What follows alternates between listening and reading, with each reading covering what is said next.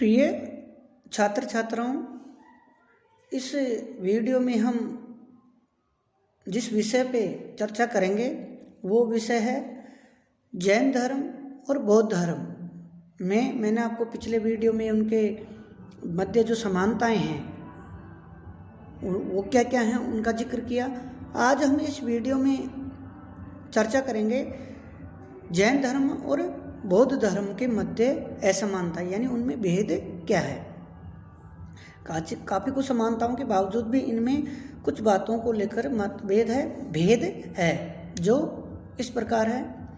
पहला, अपने मूल रूप में, अपने मूल स्वरूप में जो जैन धर्म है वो जैन धर्म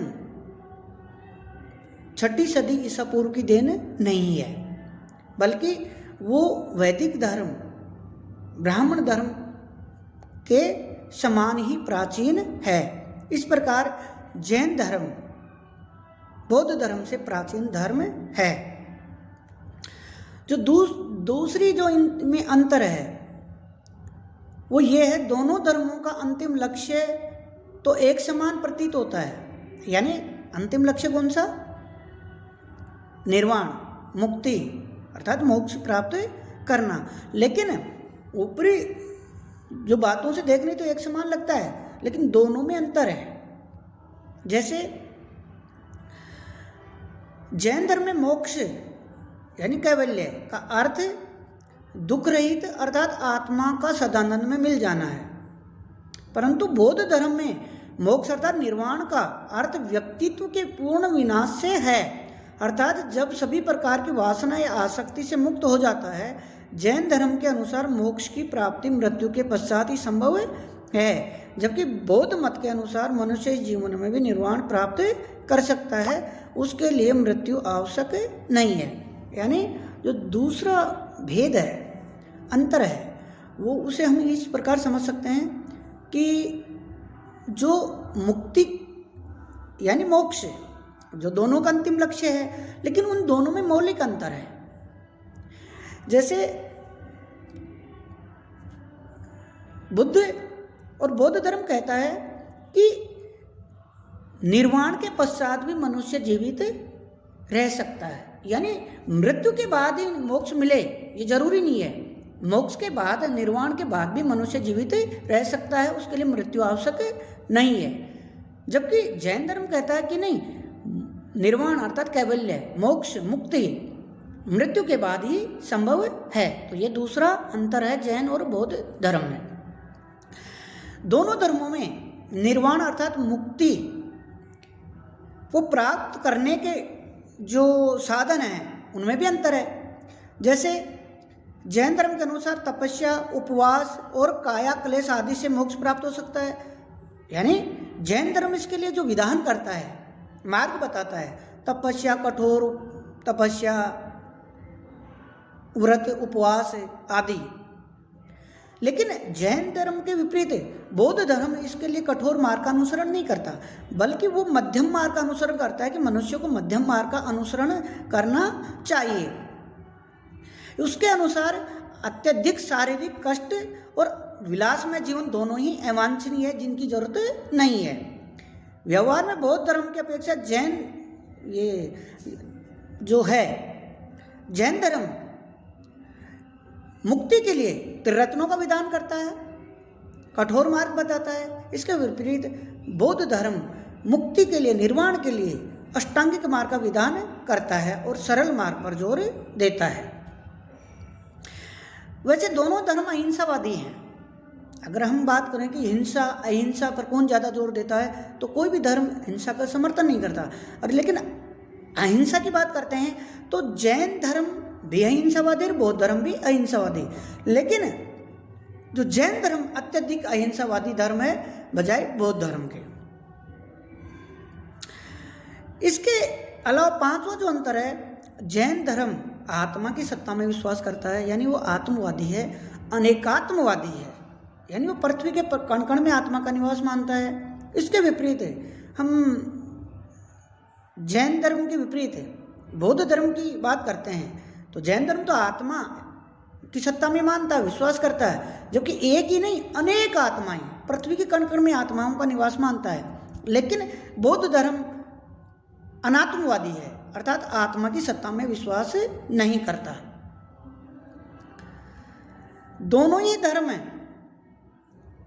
जन्म पर आधारित जाति व्यवस्था का विरोध करते हैं और सामाजिक समानता के पक्षधर हैं। लेकिन जहाँ तक इस पर अमल, व्यावहारिक रूप से अमल करने का सवाल है, इसमें जैन धर्म के अनुयायी संकीर्णता के जाल में फंस गए और निम्न जातियों को उत्साह के साथ उनका विश्वास नहीं जीत पाए, उनको गले नहीं लगा पाए। उनको बौद्ध धर्म बिना किसी के और झिझक के साथ उसने इस सिद्धांत को पूरी तरह से अमल किया और निम्न जातीय जो लोग थे उनको भी अपने मत में, अपने धर्म में, अपने जो संगठन था, संघ था, उनमें उनको उन्होंने महत्व दिया।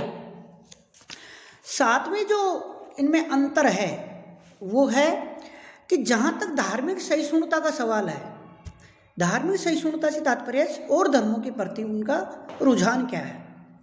तो धार्मिक सातवां अंतर है विद्यार्थियों, धार्मिक सहिष्णुता का जहाँ तक सवाल है, जैन धर्म अधिक धर्म सहिष्णु है और बौद्ध धर्म इसके विपरीत उसका अन्य धर्मों के साथ सैद्धांतिक रूप से लड़ाई झगड़ा चलता रहा और कट्टरता को लेकर प्राय धर्मों के साथ इसका सैद्धांतिक संघर्ष चलता रहा। आठवां जो अंतर है वो ये है, सृष्टि की उत्पत्ति के संबंध में भी इनमें अंतर है कि आठवां अंतर जो है वो ये कि सृष्टि की उत्पत्ति कैसे हुई। इसको लेकर जैन धर्म ने अपने विस्पष्ट विचार रखे हैं, अपना दृष्टिकोण, अपने विचार मत का प्रतिपादन किया है। इसके विपरीत बौद्ध धर्म ने सृष्टि की उत्पत्ति प्रलय के बारे में अपने विचार नहीं रखे। जैसा कि मैंने आपको पहले बताया, बौद्ध धर्म व्यावहारिक धर्म है, दार्शनिक धर्म नहीं है, इसलिए बुद्ध ने ऐसे प्रश्नों का जवाब नहीं दिया। लेकिन अंतर की बात कर रहे हैं तो यह है कि जहाँ जैन धर्म ने सृष्टि की उत्पत्ति के संबंध में अपने स्पष्ट विचार रखे हैं, इसके विपरीत बौद्ध धर्म ने सृष्टि की उत्पत्ति के संबंध में अपने विचार नहीं रखे, बल्कि मौन साध लिया है। नौवें अंतर की बात करते हैं। वैसे तो दोनों ही धर्मों के अपने अपने संघ हैं, दोनों ही धर्मों में संघ व्यवस्था थी। बुद्ध ने भी अपने संघों की स्थापना की, उसको लोकतांत्रिक आधार प्रदान किया। वैसे ही जैन धर्म में भी जैसे महावीर स्वामी ने 11 गणधर और 11 संघों की स्थापना की, यानी संघ व्यवस्था है। लेकिन जो बौद्ध धर्म की जो संघ व्यवस्था है वो लोकतांत्रिक थी, जनतांत्रिक मूल्यों पर आधारित थी और सुगठित थी और व्यवस्थित थी। इसके विपरीत हम बात करते हैं जैन संघों की, तो वो न तो सुसंगठित थे, न व्यवस्थित थे, न ही उनमें बौद्धों के समान लोकतांत्रिक व्यवस्था का पालन किया जाता था। तो अधिक सुव्यवस्थित जो संघ थे वो थे बौद्ध संघ। इसके बाद 10वां जो अंतर है वो ये है कि बौद्ध धर्म का प्रचार प्रसार इस तेजी और उत्साह के साथ किया गया, जिसमें राज के संरक्षण देख लीजिए, शासकों के प्रयास देख लीजिए, उत्साही जो बौद्ध विद्वान थे, बौद्ध थे, उनके उत्साह को देख लीजिए, उनकी लगन को देख लीजिए, उनकी मेहनत को, कि जिस उत्साह और तेजी के साथ बौद्ध धर्म का प्रचार प्रसार हुआ उसी तेजी के साथ वो लुप्त भी हो गया। यानी लगभग जो जिस भारत जो उसकी जन्मस्थली है वहाँ उसके अनुयायी बहुत कम मात्रा में हैं। और लेकिन भले ही जैन धर्म का व्यापक प्रचार प्रसार नहीं हुआ, वो पूरे भारत में भी, विश्व में तो है ही नहीं, लेकिन फिर भी वो अपना अस्तित्व बचाए रखने में और अपनी परंपराओं, धर्म को बचाए रखने में सफल रहे हैं। 11वां अंतर है, जैन जो अनुयायी हैं वो अपने महापुरुषों को तीर्थंकर कहते हैं। जैन जो अनुयायी हैं वो अपने महापुरुषों को तीर्थंकर कहते हैं और ऐसे ही वो 24 तीर्थंकरों को मानते हैं। इसके अलावा जो बौद्ध अनुयायी हैं वो अपने महापुरुषों को बोधिसत्व कहते हैं। जो 12वां अंतर है वो है, जहाँ बौद्ध धर्म को बड़े बड़े राजाओं का, चक्रवर्ती सम्राटों का संरक्षण मिला, राज्याश्रय मिला, जिनके सानिध्य में वो फला फूला, विकास हुआ, प्रचार प्रसार हुआ। जैसे चंद्रगुप्त मौर्य देख लीजिए आप इसमें अशोक को देख लीजिए, कनिष्क को देख लीजिए, हर्षवर्धन को देख लीजिए, पहले बिंबिसार, अजातशत्रु, यानी बहुत से चक्रवर्ती शासकों ने बौद्ध धर्म के विकास में, संरक्षण में, प्रचार प्रसार में महत्वपूर्ण योगदान दिया। इसके विपरीत हम जैन धर्म की बात करते हैं तो जैन धर्म को इस प्रकार किसी चक्रवर्ती सम्राटों का संरक्षण प्राप्त नहीं हुआ है। 13वां जो अंतर है, बौद्ध धर्म का विदेशों में भी प्रचार प्रसार हुआ। आज आप देखते हैं चाइना, बर्मा, मलाया, सुमात्रा, बाली, श्रीलंका, कोरिया, जापान, बहुत से विदेशों में बौद्ध धर्म का व्यापक लोकप्रियता प्राप्त की उसने और व्यापक प्रचार प्रसार हुआ।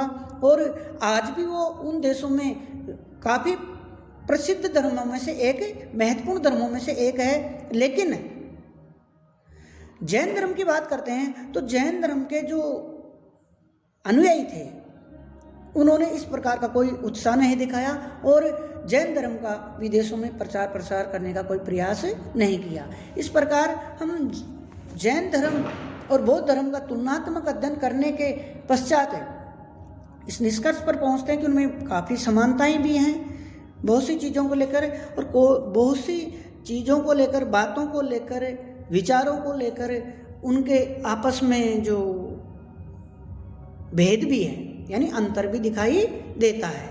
इस प्रकार मैंने आपको जो अपनी संपूर्ण 6ठी सदी ईसा पूर्व का जो संपूर्ण धार्मिक आंदोलनों के संदर्भ में जो चीज़ें थी, बातें थी, और मैंने आपको विस्तार पूर्वक बताई है कि जैन धर्म के सिद्धांत, शिक्षाएं, योगदान, प्रचार प्रसार के कारण और उसके समकालीन धर्म बौद्ध धर्म के बारे में विस्तार से, और इनका तुलनात्मक अध्ययन करके मैंने आपको बताया कि उन दोनों धर्मों के मध्य क्या समानताएं थी और उन दोनों धर्मों के मध्य क्या भेद दिखाई देते हैं। धन्यवाद।